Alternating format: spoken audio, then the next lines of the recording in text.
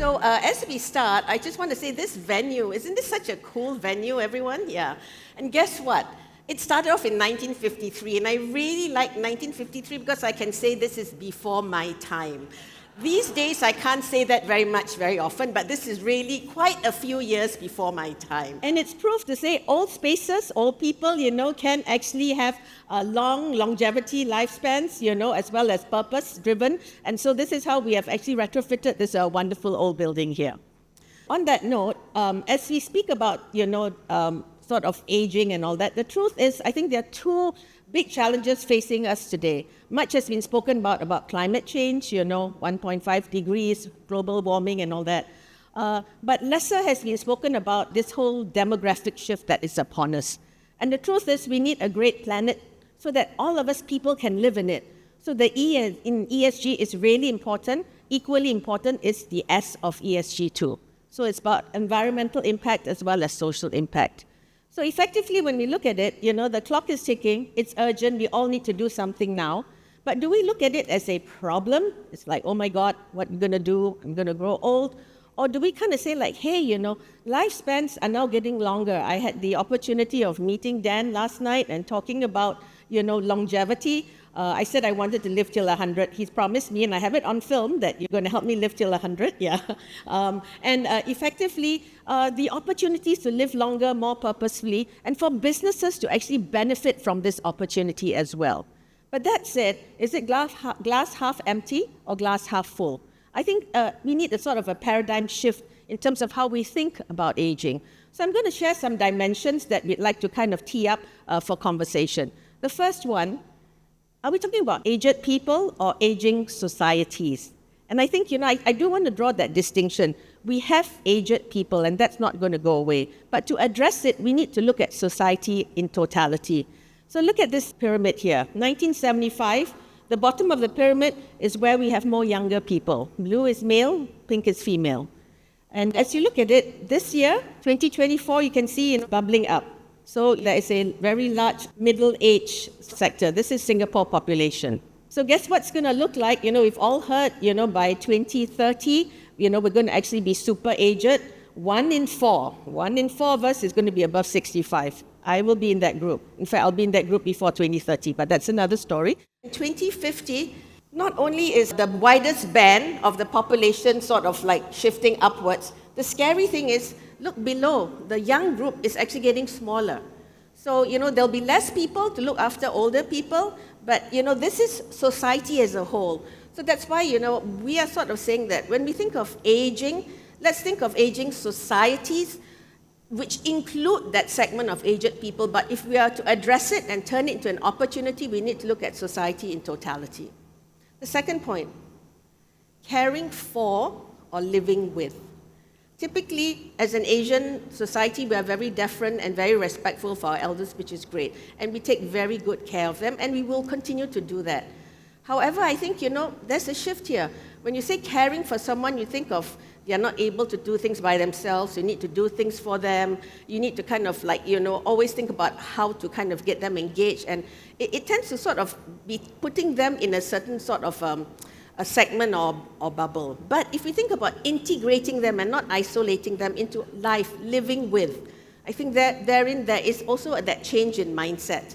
So it's not just caring for older people, but as an aging society, how do we live with, all generations, intergenerational, older generation, the current generation, as well as the younger generation too. My mother-in-law recently moved in with me, and I think it's great having someone older, and then my son just came back from, a few years in the US, and having sort of literally 3 generations in one household. It's really got a lot of, I think, benefits from it because they kind of gain so much from one another, and I'm also kind of a net beneficiary of that. Moving on, a third sort of hypothesis or paradigm shift that we'd like to bring up. Is it about intervention or is it about preparation and prevention? I've also had the honor of meeting Prof. John Wong a few times, and he sort of always kind of brought up the fact that in Singapore, we've lengthened lifespans. It's 20 years longer than it was in 1960. But then again, health spans have not actually moved in tandem with it. And why?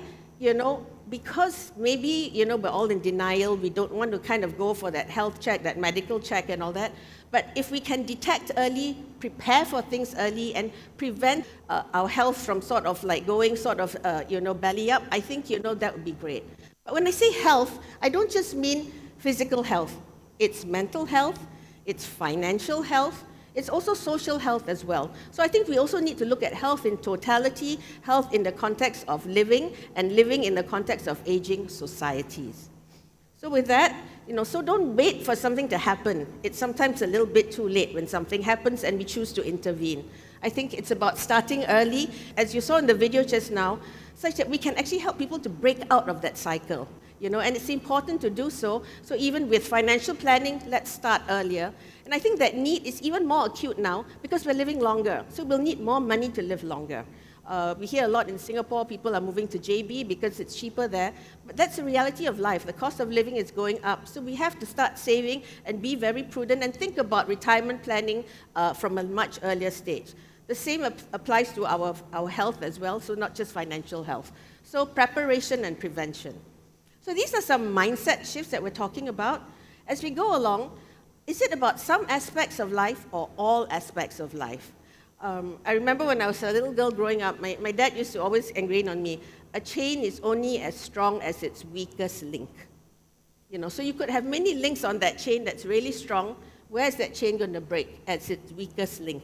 And therefore, whilst we are strengthening different parts of that link of life, all the different links of life, we cannot sort of just ignore certain aspects of it because that's where the chain is going to break. And so let there be no weak links, and which is why, we need to look at, all aspects of health, and these are some things that come in. Colleagues are important. I spend so much time on work, and I've got a great bunch of colleagues I work with, and at the same time, my family, I try to exercise. That makes up for my whole being. So it's looking at all aspects of life in all age groups. Again, it's not just the aging people, and it's not about sitting in a corner or send them off to a sort of a care home of sorts. So some aspects of life, or all aspects, and again, all ages. The next thing is individual contributors, or do we want the ecosystem to work holistically? And this is where we've been very inspired by looking at some of the initial work that Queenstown Health District has done. It's looking at actually the whole ecosystem. It's not a government issue or a private sector issue or something that the charities need to look at or the NGOs. It's a whole ecosystem that needs to come together. And yes, as a bank, we want to contribute and we can contribute. So it's looking at seniors, families, and friends right in the middle of the ecosystem. And we should be thinking about how we address their needs, and this is the societal needs there. So look at it. There's government. How do we leverage technology? Our first plenary is about that. We're looking at infrastructure, so that's also the built environment comes in. Workplace and community, much has been spoken about there. Healthcare, Singapore is one of the best healthcare systems in the world, and I'm sure Dan might be touching on that later. We need to kind of look at how all these ecosystem partners can contribute and work in concert with one another. Last but not least, my colleagues know that I always bristle when the word CSR is mentioned, because it seems like it's such a check-the-box thing, and let's just do it because we have to, it's a feel-good stuff. It's not. And I think businesses should look at the opportunity to integrate doing good, being purpose-driven, in their business model and their business strategies. And I'm very proud to sort of say, DBS is one such organization. We're very purpose-driven. One of the reasons why we're having this summit here is the board had identified aging as one of the wicked problems of the world. We do want to work together with all of you to address it. So, and we believe by doing good, we can do well. And last week, we just announced, our third quarter results, and we're very proud to kind of say it's another record high. But at the same time, in doing good, we're looking at all stakeholders, not just our shareholders. Although I think our shareholders are quite happy right now if you look at our share price, but that's, beside the point.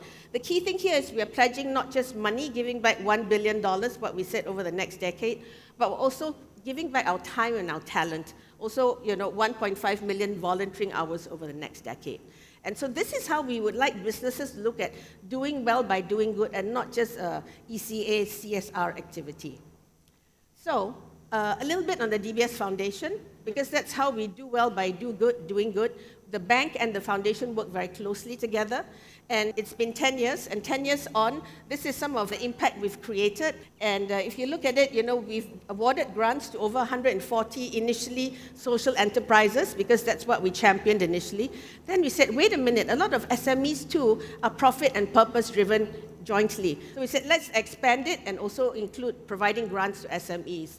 And later today, you'll see some of our honorees from the first decade have done wonderfully well to go on and create greater impact in the broader ecosystem. So, inspiring change, inspiring others, as they continue to create greater impact. So many of them are Forbes 30, under 30. Many of them have gone on to attract Series A, Series B, Series C funding. One other big award, Schwab, Ashoka Fellow Acumen, and then Earthshot Prize. And I heard that you've got another one that is actually being shortlisted for this year's Earthshot Prize. So it just gives us so much joy to kind of see how the ecosystem that we have actually spawned in many ways has gone on to do bigger and create even more impact out there. Going forward, in the next decade, this is year one of our second decade, we said that, as you saw in the video, it's about creating impact, not only in banking, that's what the bank does. The foundation creates impact beyond banking, beyond borders, and again, beyond generations. So how do we do it? How do we achieve our mission over there? You can see here, we work with our volunteers, and we're very proud of our employee volunteers, and that's why we made that commitment of 1.5 million volunteer hours. But there are two key themes that the foundation will focus on. The first one is we want to take out the uncertainties in life. It's tough, sort of not being sure whether you have a roof above your head, where the next meal is going to come from, can you go to school or not. So we'd like to make every day better and actually focus on providing essential needs to the vulnerable communities in Asia. At the same time, once we feel that they've got the everyday sorted out, how do we help people to break out of that cycle of poverty? And this is where we feel as a bank, we are well placed to help people to improve their digital literacy skills as well as their financial literacy skills. So this is where we're looking at financial inclusion and how can we provide greater access to financial products and also help people to actually get better access to opportunities for employment such that they can actually work and eventually bring their families and their next generations to a brighter tomorrow. So with that in mind, happy to say that this year we have deployed $88 million towards these two themes. And some of these themes include also targeting various segments of the aged population. But we believe that going forward, by working on this collectively, we're also addressing aging societies. I start off by talking about this building, 1953. And somebody was asking me, so Karen, what's aging? I was thinking, that's a really good question. So this number here, unfortunately, this is my chronological age. Okay, that's my chronological age. So recently, because of Prof. John Wong, I said, okay, get a checkup. So I went to see the doctor and got a medical checkup. And this is my metabolic age. Yeah. Wait a minute, it gets better, yeah. And so I thought, okay, in doing that, I should get a personal trainer. So my personal trainer came, and he got me to kind of fiddle with some gadgets and all that. And then he said, oh, this is my biological age. And I thought, gee, so what then do you think my mental age is now? There's no such test. Yeah, I'm sure I told my colleagues that you would have a point of view. I'd like to think maybe 21, yeah. Yeah, the point is, anyone who stops learning is old, regardless of what that number is. And I think one of the paradigm shifts is it's also lifelong learning. We have to keep on learning. It's not just about kids going to school, you get a job, and then you stop learning. We have to continue learning. And I couldn't agree with Henry Ford more, who said it way back then. Anyone who keeps learning stays young. Yeah. So what do we have lined up for us today? We've got Dan, whom everybody is excited to hear about soon. Yeah. And then we've got the plenary on leveraging technology and innovation to improve health spans, and I think that's really important. The first two breakout sessions are tackling the areas of essential needs, isolation, the need to build stronger connections, as well as food and nutrition. So that's in the morning. In the afternoon, again, we're going to delve a bit deeper in challenging stereotypes around aging, and then talking about wealth is health, true or false. Let's find out. And last but not least, An aging workforce, is it a boom or bust for businesses? How do we actually look at the future of work and what should the nature of jobs be like? So this is what we're going to look at, and then we're going to close with President Taman has kindly agreed to come and join us this evening and to have a fireside chat with Piyush. My dad, who's 91, he'll be 91 in December, told me, first of all, when you give presentations, you tell them what you're going to tell them, and then you tell them, and then you tell them what you've told them. So this is the third part. So I'm telling you what I told you, right? Yeah. Changing mindsets. These are some of the key paradigm shifts. I won't go through them again. But more importantly, then from there, it's one thing to change mindsets, but how do we take action? What do we do to take action? So it's not about some aspects of life. We're all here from different industries, different markets, doing different things.